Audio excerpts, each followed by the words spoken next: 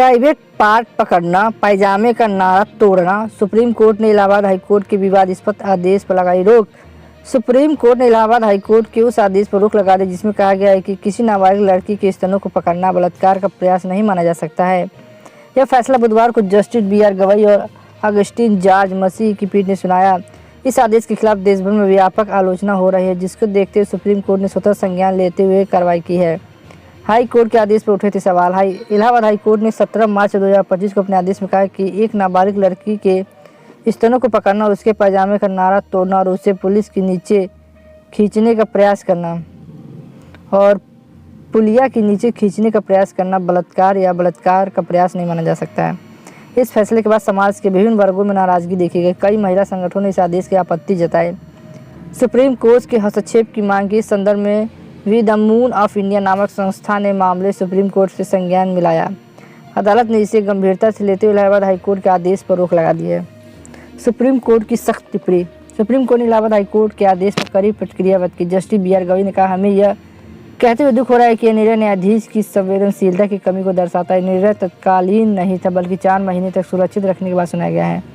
इससे स्पष्ट होता है कि इसमें विवेक का प्रयोग किया गया था, लेकिन वह न्याय संगत नहीं था। न्यायालय ने आगे कहा कि हाईकोर्ट के आदेश की कई टिप्पणियां कानून के सिद्धांत के विपरीत है और यह अमानवीय दृष्टिकोण को दर्शाती है।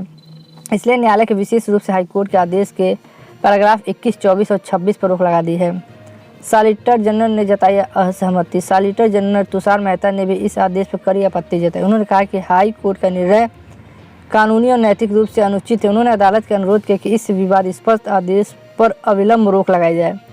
केंद्र UP सरकार से मांगा जवाब। सुप्रीम कोर्ट ने इस मामले में केंद्र सरकार, उत्तर प्रदेश सरकार और इलाहाबाद हाईकोर्ट को नोटिस जारी किया। अदालत ने अटॉर्नी जनरल और वेक्टरमरी और SG तुषार मेहता के मामले में सहयोग देने को कहा। सुप्रीम कोर्ट ने यह भी स्पष्ट किया कि पीड़िता नाबालिग बच्ची की मां द्वारा दायर अपील को स्वतः संज्ञान वाले इस मामले के साथ जोड़ दिया जाए और दोनों पर एक साथ सुनवाई हो। हाईकोर्ट का तर्क है और उसे सवाल उठाएं। इलाहाबाद हाईकोर्ट ने अपने आदेश में कहा कि अभियोजन पक्ष के अनुसार आरोपी पवन और आकाश ने 11 वर्षीय पीड़िता के स्तनों को पकड़ा और उसके पायजामे की डोरी तोड़ दी। उसने उसे पुलिया के नीचे खींचने का प्रयास किया, लेकिन लोगों के हस्तक्षेप के कारण वे भाग गए। हालांकि हाईकोर्ट ने यह तर्क दिया कि इस घटना से यह साबित नहीं होता कि आरोपी ने बलात्कार का दृष्टि संकल्प किया था। कोर्ट का कहना कि इस मामले में अधिक से अधिक भारतीय दंड संहिता की धारा 354B नंगा करने के इरादे से हमला और पॉक्सो अधिनियम की धारा 9/10 गंभीर यौन हमला के तहत रखा जाना चाहिए, न कि बलात्कार के प्रयास का।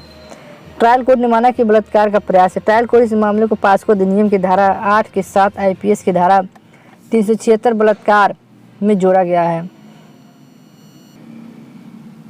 ट्रायल कोर्ट का मानना है कि आरोपियों की कृत्य से साबित होता है कि वे पीड़िता के साथ बलात्कार करने का प्रयास कर रहे थे। इसी आदेश के खिलाफ आरोपी ने हाईकोर्ट में अपील की थी, जहां से उन्हें राहत मिल गई। महिला संगठनों और कानूनी विशेषज्ञों की प्रतिक्रिया। हाईकोर्ट के आदेश के बाद महिला संगठनों और कानूनी विशेषज्ञों की कड़ी प्रतिक्रिया व्यक्त की है। वरिष्ठ अधिवक्ता इंदिरा जयसिंह ने कहा कि आदेश न केवल न्याय की मूल सिद्धांतों का उल्लंघन करता है, बल्कि यह समाज के गलत संदेश भी भेजता है। इस प्रकार के हरकतें गंभीर अपराध नहीं है। राष्ट्रीय महिला आयोग ने भी इस मामले में कड़ी आपत्ति जताई और सुप्रीम कोर्ट में इसमें हस्तक्षेप करने की अपील की।